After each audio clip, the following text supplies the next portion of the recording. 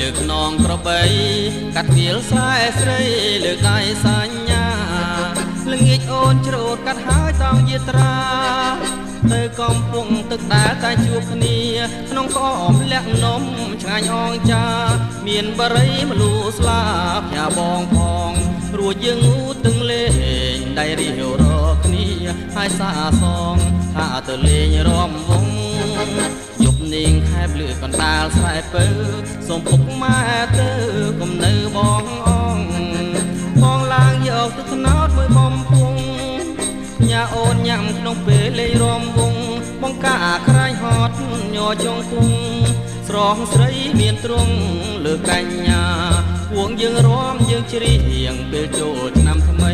ស្រីលុកផ្កាតាមប្រពៃណីខ្មែរ